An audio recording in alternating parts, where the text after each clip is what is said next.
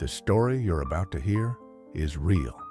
It happened decades ago, across oceans, across battlefields, across two hearts that never got to meet again. It's a story not of headlines or history books, but of handwritten words folded with care, of hope sent through the mail, of a love that lived even when the future didn't.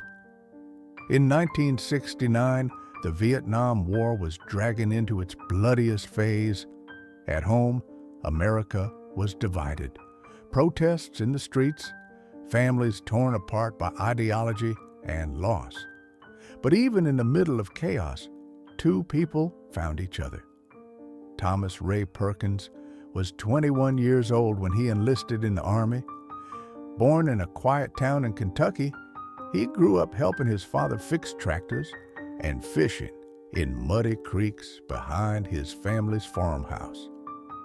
He wasn't a man of many words, but when he met Sarah Whitmore at a local diner, he found himself writing more than he ever had in his life. She was 19, worked part-time at the counter pouring coffee and humming Patsy Cline under her breath. Her eyes were kind, her laugh was soft, and from the moment Thomas handed her a napkin instead of a tip, with his number scribbled awkwardly in the corner, a quiet, steady love began to grow. They only had 4 weeks together before Thomas shipped out. 4 weeks of late-night drives, porch swings, and promises whispered into the Kentucky night. But they wrote every week, sometimes every day. Sarah kept all of his letters in a wooden cigar box tucked under her bed. She read them aloud to her little sister. She answered everyone with a pen that always ran out of ink too soon. This story isn't fiction. These letters are real, and one of them, the last one, was never opened. This is a story of love, of loss, and of the kind of goodbye that never really says goodbye. Sit with us now. Close your eyes if you want to. Imagine the rustle of paper, the quiet scratch of a pen, the kind of silence that only comes when someone you love is far away. Because in this story, silence speaks volumes, and sometimes the letters that go unread are the ones we remember the longest. My dearest Sarah, we made it to the base today just outside Da Nang. It's humid as hell, and the mosquitoes are already treating me like a buffet. But I wanted to write before lights out. The guys here seem all right. Some are younger than me. Some look like they've aged 100 years already. I think about you constantly. Every little thing reminds me of home. The way the red dust kicks up here makes me think of the dirt roads behind your house. The food tastes like cardboard, but I still smiled when I saw they served peach cobbler. Thought of you spooning that stuff out at the diner, always stealing a bite when no one was looking. I sleep with your handkerchief in my pocket. I know it's silly, but it smells like you, and I swear it keeps the nightmares away. I miss your laugh the most. The real one, not the polite one you gave customers. The one that came out when you were barefoot on the porch and the dog tried to chase its tail. I wish I could bottle that laugh and bring it with me. Use it when things get too dark. Anyway, I better go. Sergeant's yelling about lights already. But I'll write again soon, I promise. And when I get back, we'll pick up right where we left off. All my love, Thomas. Tom, I read your letter 3 times before I let Mama see it. I didn't want to give it up, not even for a second. I'm so proud of you. I know you'd probably roll your eyes if you heard me say it, but it's true. I brag about you every chance I get. Even the customers know your name now. Sarah's boy, they call you. The diner's not the same without you. I caught myself pouring an extra cup of coffee the other day, and looking for your boots under the table by the window. Silly, I know, but that table's still yours. I've started keeping your letters in the old cigar box Daddy left behind. Remember how he used to say it was for real treasures? Well, that's what your words are now. Your little sister drew you a picture. It's of you riding a dragon. I told her that's probably what you do when you're not writing to me. She says you look like a hero. To me, you always have. Come home safe. I'll be here. Love, Sarah.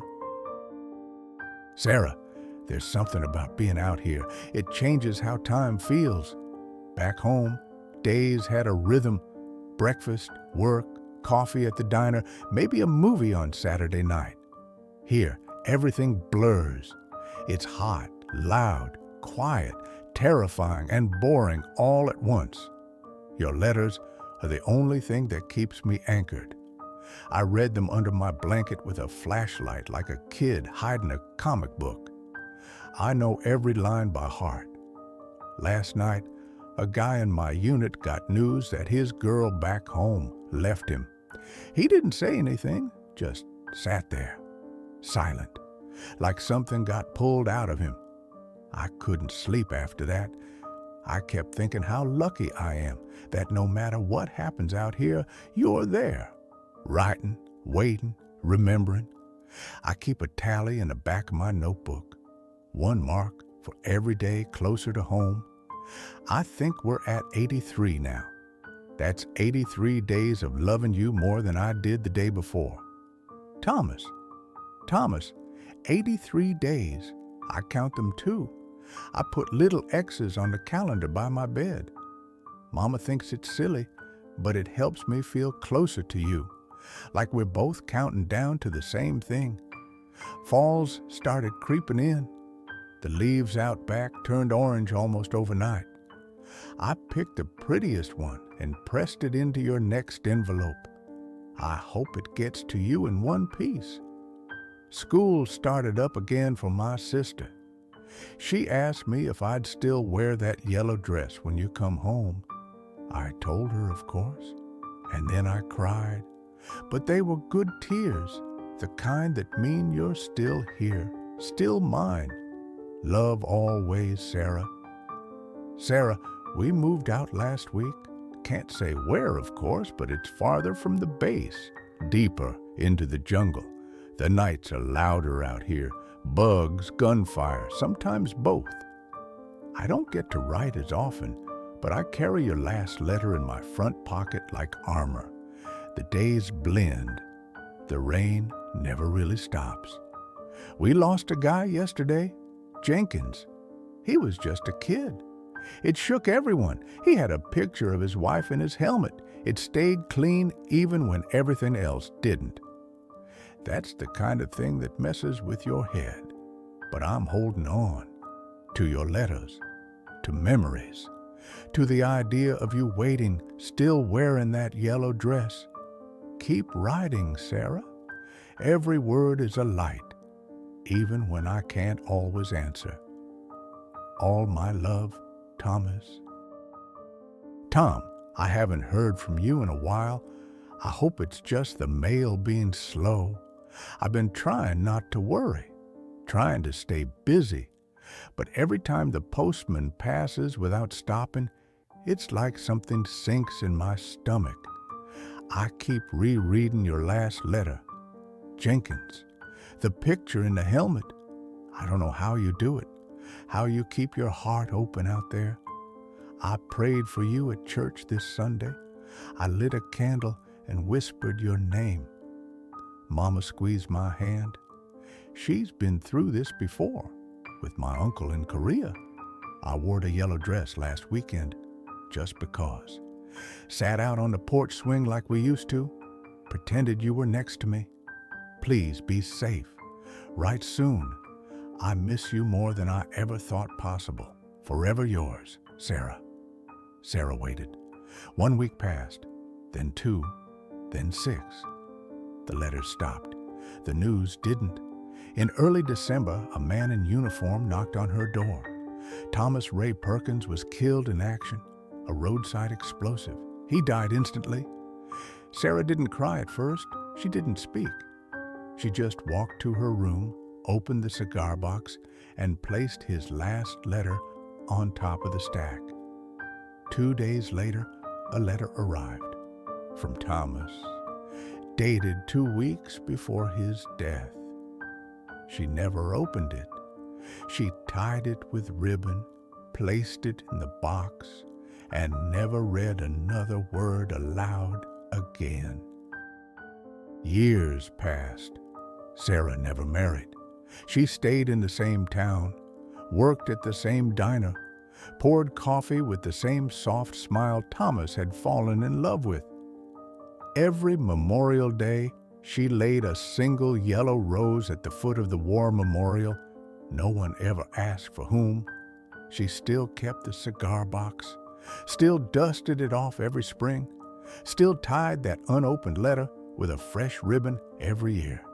And sometimes, late at night, she would sit on the porch swing in that same yellow dress, staring out at the stars, listening to the quiet, remembering the boy who promised he'd be home soon.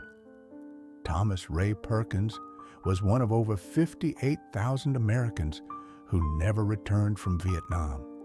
But for one woman, his voice never truly faded, because love, real love, doesn't need decades or answers or endings. Sometimes it just needs a letter and someone who never stops reading between the lines. Thank you for listening. If this story moved you, share it, because stories like these deserve to be remembered. And sometimes the quietest goodbyes echo the loudest.